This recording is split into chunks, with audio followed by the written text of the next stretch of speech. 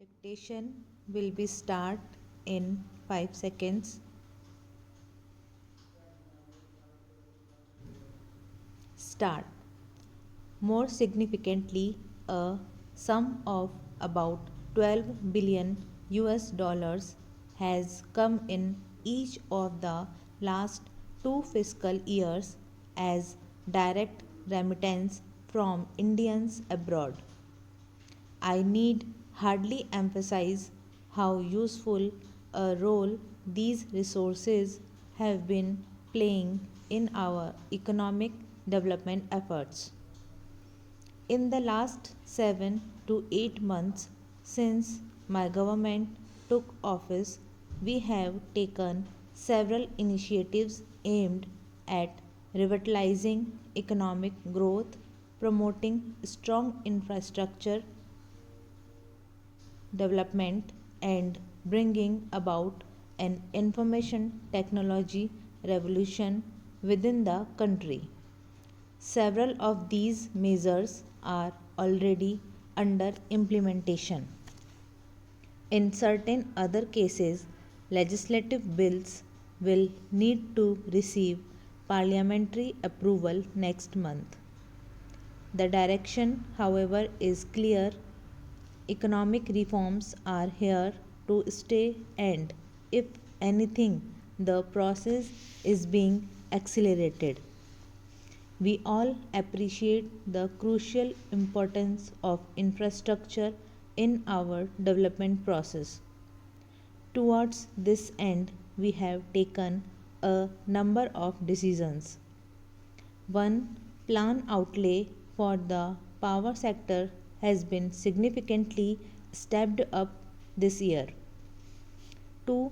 Scope of automatic approval for foreign direct investment in power has been liberalized by placing foreign equity participation up to 100% on the automatic approval route, provided the foreign equity in any such project does not exceed rupees 1500 crore.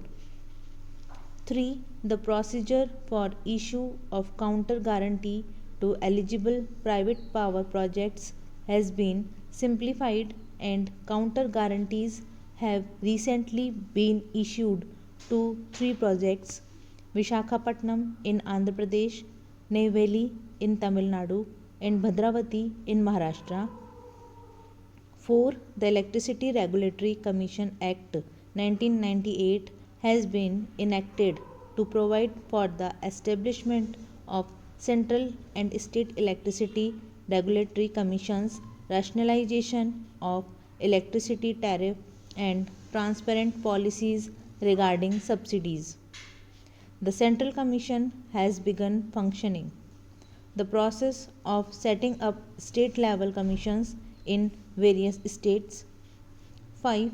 The Electricity Laws Amendment Act 1998 has been enacted to coordinate the operation of the grid system and allow greater flow of resources in the transmission sector. 6. In the petroleum and natural gas sector, government has decided to sign production sharing contracts with private parties for 18 exploration blocks covering an area of over 50,000 square kilometers. 7. Bids will be invited shortly under the new exploration licensing policy, for which the way has been paved with the introduction of a liberalized royalty regime. 8. The government will offer blocks to private and national oil companies for the exploration and exploitation of coal, which is in abundance in India. And 9. The process of pricing reforms in the petroleum sector is being carried forward by initiating the dismantling of administrated pricing mechanism in phases from April 1, 1998. The 6-lane corridor project has attracted a lot of comment and some cynicism. Some have called it a dream, adding that dreams are not supposed to materialize into reality. I beg to differ. And yes, it is a dream, a 7,000 kilometer 6 lane corridor linking Silchar in the northeast to Saurashtra in the west and Kashmir to Kanyakumari is a magnificent dream, a dream for India. If you don't dream, how will your dreams come true? Cautions have been raised about the financing involving 28,000 crore of rupees. For a nation that saves more than 300,000 crore rupees per year, a country that imports nearly 28,000 crore worth gold largely for savings has ample resources for several projects of this scale and dimension. The north south east west corridor, when completed, will save 15,000 crore rupees a year just by way of petroleum products saved and a like amount in wear and tear of vehicles and life and limb of drivers, not taking into account the time saved and efficiency achieved in transportation of goods.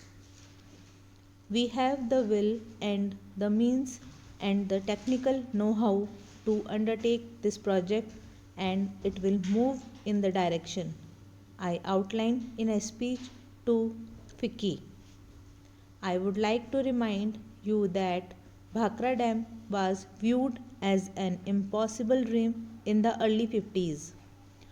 More recently, the tunnel under the English Channel linking Britain and France was considered both a technical and a financial impossibility. We will in the near future create financial instruments to channelize your savings and investments in this grand development project. There are enormous employment and investment opportunities in India's information technology sector, which is the fastest growth segment of India's economy. My government is committed to speeding up its growth. The first report of the National Task Force on Information Technology and Software Development, containing 108 recommendations, has been accepted. Many of the recommendations have now been notified. They will remove the bottlenecks that had constrained this sector from growth even faster. The second report, devoted to strengthening India's hardware sector, is with the government. It will soon be considered.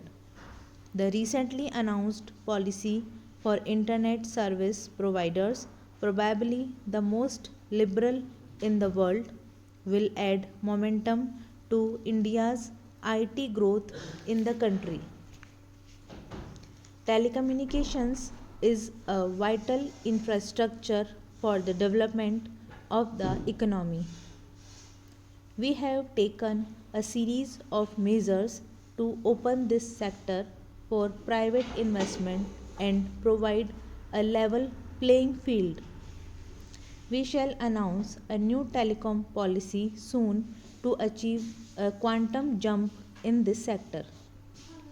The global mobile personal communications service has already been permitted and the Iridium project has been launched on November 1st as scheduled. It is worth noting that out of our 4,000 crore of rupees foreign direct investment inflow in telecom since 1991, almost 50% has come during this year. This is an indication of the immense investment opportunities and the improving investment climate in this sector. Government has often been criticized, and rightly so, for being long on policy pronouncements and short on implementation, we shall endeavor to correct this imbalance. Time bound implementation of all decisions shall be demanded and obtained. Government shall enforce accountability for laxity and delay. Effective interministerial coordination shall be ensured so that important policies are quickly translated into action. You shall not find us wanting in this regard. The sustainability of economic reforms is crucially dependent on equitable distribution of the benefits of growth. We have no doubt that we have to cut through the volumes of complex regulations which we have accumulated over the last 50 years, reduce political and administrative interference, and allow the innate entrepreneurial abilities of the Indian people to flower. The need for a linear and more efficient bureaucracy, curtailment of government expenditure, a transparent and targeted subsidy regime, and commercially viable public sector cannot be overlooked. We recognize that increased competition brings in greater efficiency, lowers cost of production, and provides more and better goods and services to consumers.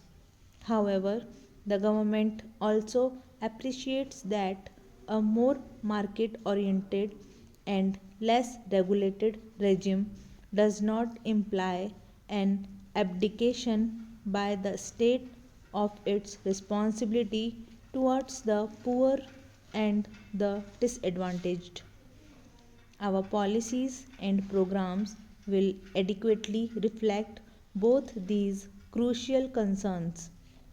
Sustainability of reforms in any country is also critically linked to the popular support base of such reforms. The support base would be fast eroded if reforms fail to deliver broad based employment, generating growth, and make a perceptible dent on poverty.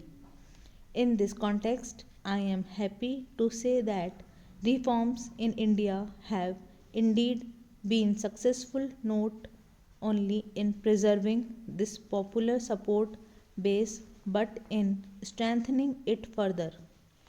In the largest democracy in the world, reforms have not only stayed on course but also actually accelerated even with changes in popularly elected governments. This is only an adequate testimony to the popular pace of reform. Stop.